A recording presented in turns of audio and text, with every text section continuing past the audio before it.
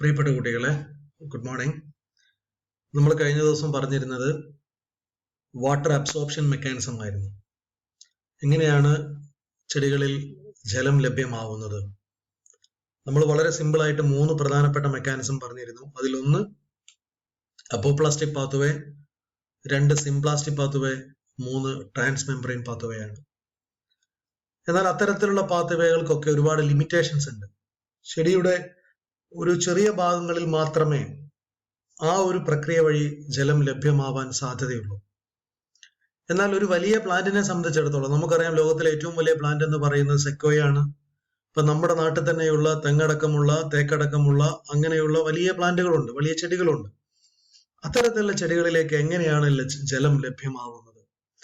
അതിന് വളരെ പ്രധാനപ്പെട്ട, വളരെ സ്പെസിഫിക് ആയിട്ടുള്ള, സയന്റിഫിക്കലി പ്രൂവ് ചെയ്തിട്ടുള്ള 2 പ്രധാനപ്പെട്ട മെക്കാനിസംസ് ഉണ്ട്. അതിനെയാണ് നമ്മൾ active transport and passive transport എന്ന് പറയുന്നത്. എങ്ങനെ how water enters the root, എങ്ങനെ വെള്ളം റൂട്ടിലേക്ക് പ്രവേശിക്കുന്നു, അതിനുശേഷം അത് സ്റ്റെമ്മ് വഴി എങ്ങനെയാണ് അത് പ്ലാന്റിന്റെ ഏറ്റവും അറ്റത്ത്, അതായത് ചെടികളുടെ ഇലകളിലേക്ക് ട്രാൻസ്പിറേഷൻ വഴി പുറത്തു പോകുന്നു എന്നൊക്കെ നമ്മൾ പ്രതിപാദിക്കേണ്ടതായിട്ടുണ്ട്. See, there are 2 ways for water to enter into the plants. 2 പ്രധാനപ്പെട്ട വഴികളുണ്ട്. അതിലൊന്ന് ആക്റ്റീവ് ട്രാൻസ്പോർട്ട് ആൻഡ് മറ്റൊന്ന് പാസീവ് ട്രാൻസ്പോർട്ട് ആണ്. എന്താണ് പാസീവ് ട്രാൻസ്പോർട്ടും ആക്റ്റീവ് ട്രാൻസ്പോർട്ടും തമ്മിൽ വ്യത്യാസം? Passive absorption is by osmosis. വളരെ സിമ്പിൾ ആയിരിക്കുന്ന പ്രോസസ് ആണ്, without the help of any energy. അതല്ലെങ്കിൽ ഡിഫ്യൂഷൻ, അതല്ലെങ്കിൽ ഇംബൈബിഷൻ, ഇങ്ങനെ വളരെ സിമ്പിൾ ആയിട്ടുള്ള വഴികളിലൂടെ മാത്രമേ പാസീവ് അബ്സോർപ്ഷൻ നടക്കൂ. Passive absorption takes place along the concentration gradient. Concentration ഗ്രേഡിയന്റിനനുസരിച്ച് കൂടുതൽ ജലമുള്ള സ്ഥലത്ത് നിന്ന് കുറഞ്ഞ സ്ഥലത്തേക്ക്, അങ്ങനെ ഒരു കോൺസെൻട്രേഷന്റെ ബേസിൽ മാത്രം ജലം ട്രാൻസ്പോർട്ട് ചെയ്യുന്നുണ്ടെങ്കിൽ അത്തരത്തിലുള്ള ട്രാൻസ്പോർട്ട് സിസ്റ്റത്തിനെയാണ് നമ്മൾ പാസീവ് അബ്സോർപ്ഷൻ എന്ന് പറയുന്നത്. എന്നാൽ what is active absorption? Water is absorbed due to the activities going in the roots, going on in the roots. അതായത് റൂട്ടിന്റെ ഉള്ളിൽ ആക്റ്റീവായിട്ട് വാട്ടർ ട്രാൻസ്പോർട്ട് ചെയ്യപ്പെടണം. Absorption of water occurs with the help of energy in the form of ATP. എങ്ങനെയാണ് വെള്ളം transport ചെയ്യപ്പെടുന്നത്? വെള്ളം transport ചെയ്യപ്പെടുന്നത് വളരെ പ്രധാനപ്പെട്ട മെറ്റബോളിക് എനർജിയുടെ ബേസിലാണ്. അപ്പൊ പാസീവ് അബ്സോർപ്ഷൻ എന്ന് പറഞ്ഞാൽ the absorption of water without the help of any energy, just by the help of concentration. Whereas in the case of passive absorption എന്ന് പറയുന്നത് ജലം ട്രാൻസ്പോർട്ട് ചെയ്യപ്പെടുന്നത് വ്യക്തമായിട്ടും മെറ്റബോളിക് എനർജിയുടെ പിൻബലത്തിലാണ്. That is called active absorption.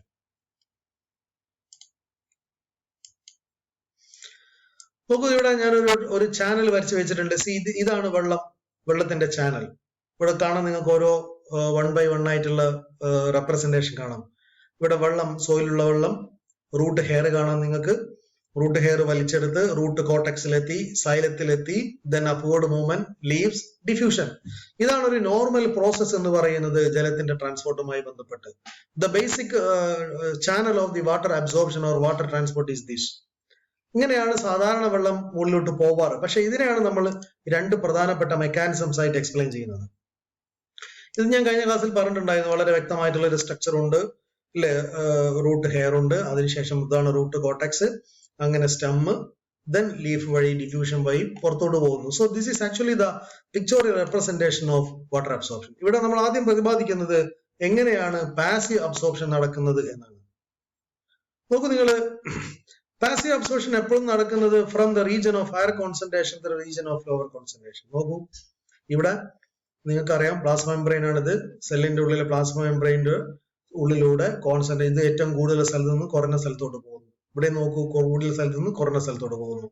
Okay, now active transport എന്ന് പറഞ്ഞാൽ കുറഞ്ഞ സ്ഥലത്ത് നിന്ന് കുറഞ്ഞ സ്ഥലത്ത് നിന്ന് ആവശ്യമുള്ള സ്ഥലത്തേക്ക് പോകണം. അതിനെന്ത് വേണം? എനർജി വേണം. ഓക്കെ, അപ്പൊ നമ്മൾ പറഞ്ഞു വന്നത് പാസീവ് അബ്സോർപ്ഷൻ എന്ന് പറയുന്നത് transport without the help of energy, only based on A particular concentration. കൂടുതൽ ഉണ്ടാവുക എന്നുള്ളത് മാത്രമാണ് അവിടുത്തെ ഒരു ക്രൈറ്റീരിയ. അതേസമയം ആക്റ്റീവ് എന്ന് പറയുന്നത് അത് കുറഞ്ഞ സ്ഥലത്ത്, വളരെ കുറഞ്ഞ സ്ഥലത്തായിരിക്കും.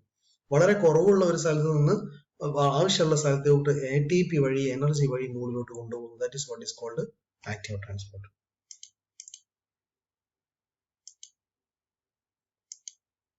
ഓക്കെ,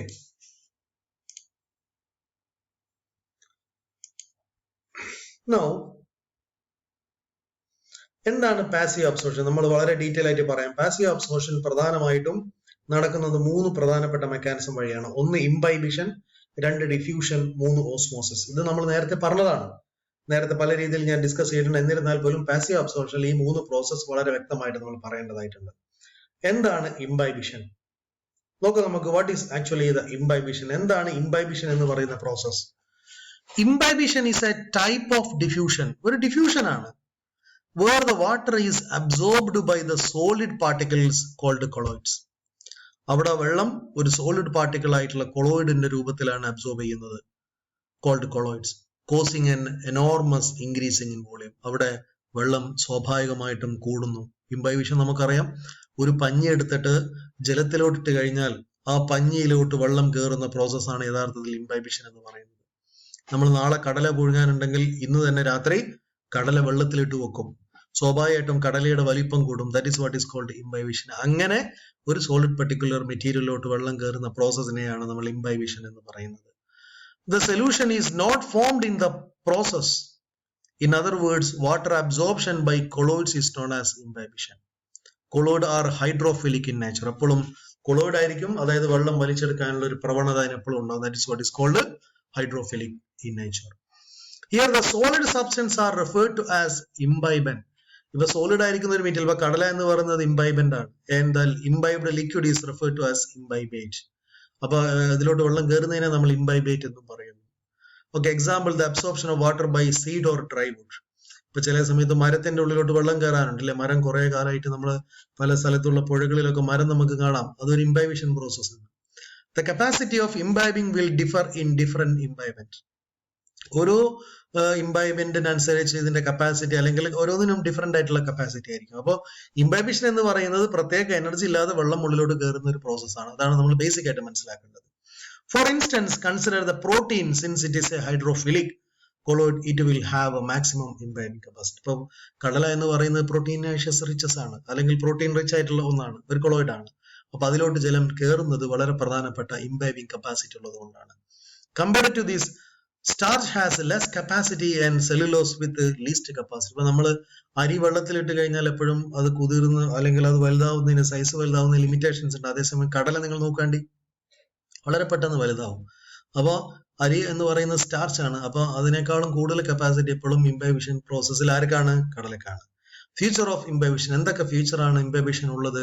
വാട്ടർ പൊട്ടൻഷ്യൽ, വളരെ നല്ല വാട്ടർ പൊട്ടൻഷ്യൽ ഉണ്ടാവും. Increase in volume, water potential gradient, heat of wetting, adsorption. ഇതെല്ലാം വാട്ടർ പൊട്ടൻഷ്യലുമായി ബന്ധപ്പെട്ട് ഇംബൈബിഷന്റെ വളരെ പ്രധാനപ്പെട്ട കാര്യങ്ങളാണ്. വാട്ടർ പൊട്ടൻഷ്യൽ ഇവിടെ വളരെ പ്രധാനപ്പെട്ട ഒന്നാണ്. The water potential or metric potential of imbibant is negative. Water has maximum water potential, that is 0. അപ്പൊ വാട്ടർ പൊട്ടൻഷ്യൽ എന്ന് പറയുന്നത് ഇവിടെ വളരെ പ്രധാനപ്പെട്ട ഒരു കാര്യമാണ്. അപ്പൊ നമ്മളിവിടെ പറഞ്ഞിരിക്കുന്നത് ഇംബൈബിഷൻ എന്ന് പറയുന്നത് പ്രത്യേക തരത്തിലുള്ള എനർജി ഇല്ലാതെ, ഇപ്പൊ ഒരു പാത്രത്തിൽ കടലിട്ട് കഴിഞ്ഞാൽ ആ കടയിലോട്ട് വെള്ളം കയറുന്നത് പ്രത്യേക എനർജി വഴി അല്ലല്ലോ. അത് നോർമലി കോൺസെൻട്രേഷന്റെ ബേസിൽ കയറുന്നതാണ്. അങ്ങനെ ജലം ഉള്ളിലോട്ട് കയറുന്ന പ്രക്രിയക്ക് നമ്മൾ എന്ത് പറയും? ഇംബൈബിഷൻ എന്ന് പറയും. എന്തൊക്കെയാണ് ഇംബൈബിഷൻ പ്രത്യേകത? ഒന്ന്, it facilitate water absorption. Water absorption വളരെ നന്നായിട്ട് കൂട്ടും. It help in seed germination. Seed ജെർമിനേഷനെ വളരെ നന്നായിട്ട് പ്രൊമോട്ട് ചെയ്യും. It keep the cell moist. എപ്പോഴും സെല്ലിനെ ഒരു മോയിസ്റ്റ് കണ്ടീഷനിൽ നിലനിർത്താനൊക്കെ ഈ പറയുന്ന ഇംബൈബിഷൻ എന്ന് പറയുന്ന പ്രോസസ്സിന് കഴിയാറുണ്ട്. ഇനി നമ്മൾ പറയാനുള്ള ഡിഫ്യൂഷൻ ആണ്. വളരെ നേരത്തെ തന്നെ നമ്മൾ വളരെ നന്നായി ഡിസ്കസ് ചെയ്തൊരു ടോപ്പിക്കാണ്. എന്താണ് ഡിഫ്യൂഷൻ? ഡിഫ്യൂഷനും ഓസ്മോസിസും വളരെ പ്രധാനമായിട്ടും പാസീവ് അബ്സോർപ്ഷനെ സഹായിക്കുന്നതാണ്. എന്താണ് ഡിഫ്യൂഷൻ? ദ ഫ്രീ മൂവ്മെന്റ് അല്ലെ, ഒരു ഹയർ കോൺസെൻട്രേഷനിൽ നിന്നും ലോവർ കോൺസെൻട്രേഷനിലോട്ട് ജലം പോകുന്ന പ്രക്രിയക്കാണ് എന്ത് പറയുന്നത് നമ്മൾ? ഡിഫ്യൂഷൻ എന്ന് പറയുന്നത്. It is a passive process with no input. ഇതൊരു പാസീവ് ആയിട്ടുള്ള പ്രോസസ് ആണ്, ഒരു എനർജിയോ ആവശ്യമില്ല. എന്തൊക്കെയാണ് അതിന്റെ significance? Loss of water vapour from stomata by transpiration. ഏറ്റവും പ്രധാനപ്പെട്ട പ്രത്യേകത, വാട്ടർ പലപ്പോഴും നഷ്ടപ്പെടും in the form of transpiration. Keep the wall of the internal plant tissue moist. എപ്പോഴും സെല്ലിന്റെ വാളുകളൊക്കെ മോയിസ്റ്റ് ആയിട്ട് നിലനിർത്തും. Spread of ion and molecule in the protoplast. എപ്പോഴും അയോണുകളും അതേപോലെ മോളിക്യൂളും ഒക്കെ പ്രോട്ടോപ്ലാസ്റ്റിനുള്ളിലൂടെ ഇങ്ങനെ മൂവ് ചെയ്യിപ്പിക്കാൻ സഹായിക്കുന്നു. Attraction of pollinators by diffusion of atomic aromatic compound, attraction of pollinators, പലപ്പോഴും പല പോളിനേറ്റേഴ്സിനെയും അട്രാക്ട് ചെയ്യുന്നതൊക്കെ ഇത്തരത്തിലുള്ള ഡിഫ്യൂഷൻ എന്ന് പറയുന്ന പ്രോസസ്സിന്റെ വഴിയാണ്. നോക്കാം, നിങ്ങൾക്ക് ഇവിടെ ഡിഫ്യൂഷൻ നോക്കൂ. നിങ്ങൾ ഇവിടെ ഹയർ കോൺസെൻട്രേഷനിൽ നിന്നും ലോവർ കോൺസെൻട്രേഷനിലോട്ട് പോകുന്നത് വളരെ ക്ലിയർ ആയിട്ട് നമുക്ക് കാണാൻ പറ്റും. നോക്കൂ. ദെൻ ഇതേപോലെ തന്നെ മറ്റൊരു പ്രധാനപ്പെട്ട പ്രോസസ്സാണ് ഓസ്മോസിസ് എന്ന് പറയുന്നത്. എന്താണ് ഓസ്മോസിസ് എന്ന് നമുക്കറിയാം. എന്താണ് osmosis? diffusion of water molecule from lower solute concentration to higher solute concentration through semi-permeable membrane. അവിടെയും ഒരു തരത്തിലുള്ള എനർജിയും ഇല്ല. ഒരു സെമി പെർമിയബിൾ മെംബ്രെയിന്റെ ബേസിൽ, you can see here the മെംബ്രെയിന്റെ ബേസിൽ ജലം ഒരു കോൺസെൻട്രേഷനിൽ, കൂടുതൽ കോൺസെൻട്രേഷനുള്ള സ്ഥലത്ത് നിന്ന് കുറഞ്ഞ കോൺസെൻട്രേഷനുള്ള സ്ഥലത്തോട്ട് പോകുന്നു എന്ന് മാത്രമാണ് ഇതിന്റെ പ്രത്യേകത. അപ്പം ഓസ്മോസിസ് എന്ന് പറയുന്നതും വളരെ പ്രധാനപ്പെട്ട ഒരു പാസീവ് അബ്സോർപ്ഷൻ ആണ്. പക്ഷെ ഇവിടുത്തെ ഒരു കണ്ടീഷൻ, അത് എങ്ങനെയാ പോകുന്നത്? Through A semi permeable membrane, ഒരു സെമി പെർമിയബിൾ മെംബ്രെയിനിലൂടെ പോകുന്നു എന്ന് മാത്രമേ അതിന്റെ പ്രത്യേകതയുള്ളൂ. രണ്ട് തരത്തിലുള്ള ഓസ്മോസിസ് ഉണ്ട്. ഒന്ന് എൻഡോസ്മോസിസും ഉണ്ട്, ഒന്ന് എക്സോസ്മോസിസും ഉണ്ട്. എന്താണ് എൻഡോസ്മോസിസ്? Inward diffusion of water when surrounding solution is less concentrated resulting swelling of the swell. അപ്പം വെള്ളം ഉള്ളിലോട്ട് കയറിയിട്ട് അവിടെ സെല്ലുകൾ സ്വെല്ല് ചെയ്യുന്നു. ഇപ്പൊ നമുക്കറിയാലോ, ഇപ്പൊ ചില സെല്ലിന്റെ ഉള്ളിലോട്ട് വെള്ളം കയറുന്ന സമയത്ത് സെല്ലിന്റെ വലിപ്പം കൂടുകയാണെങ്കിൽ that is what is called endosmosis. അതേസമയം എക്സോസ്മോസിസ് എന്ന് പറയുന്നതോ outward diffusion of water when surrounding solution is highly concentrated cause shrinking of the cell. ഇപ്പൊ നമ്മൾ മാങ്ങ ഉപ്പിലിടുന്ന ഒരു പ്രോസസ് ഉണ്ട്. സ്വാഭാവികമായിട്ട് മാങ്ങ ഉപ്പിലിടുന്ന സമയത്ത് മാങ്ങയ്ക്കുള്ളിലേക്ക് ഉപ്പ് കയറുകയും മാങ്ങയ്ക്കുള്ളിലുള്ള വെള്ളം മുഴുവൻ പുറത്തോട്ട് പോവുകയും ചെയ്യുന്നു. അതും ഒരു ഓസ്മോസിസ് ആണ്. That osmosis is called exosmosis. അപ്പൊ ഞാൻ ചുരുക്കി പറഞ്ഞത്, മൂന്ന് പ്രധാനപ്പെട്ട പ്രോസസ് ആണ് നമ്മുടെ ഡിഫ്യൂഷൻ എന്ന് പറയുന്ന, അല്ലെങ്കിൽ ഓസ്മോസിസ് എന്ന് പറയുന്ന, അതോടൊപ്പം തന്നെ ഇംബൈബിഷൻ എന്ന് പറയുന്ന ഈ മൂന്ന് പ്രോസസ് ആണ് പാസീവ് അബ്സോർപ്ഷനിൽ വളരെ പ്രധാനമായിട്ട് നമുക്ക് പഠിക്കാനുള്ളത്. ഞാൻ പറഞ്ഞു കഴിഞ്ഞു, ഇതൊരു പാസീവ് അബ്സോർപ്ഷൻ ആണ്.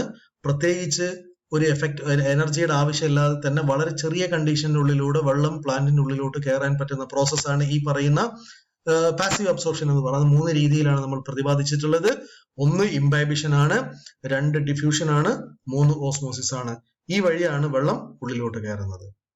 ഓക്കെ, അടുത്ത നമുക്ക് പറയാനുള്ളത് എന്താണ് ആക്റ്റീവ് അബ്സോർപ്ഷൻ. അത് നമുക്ക് അടുത്ത ക്ലാസ്സിൽ പറയാം. ഓക്കെ.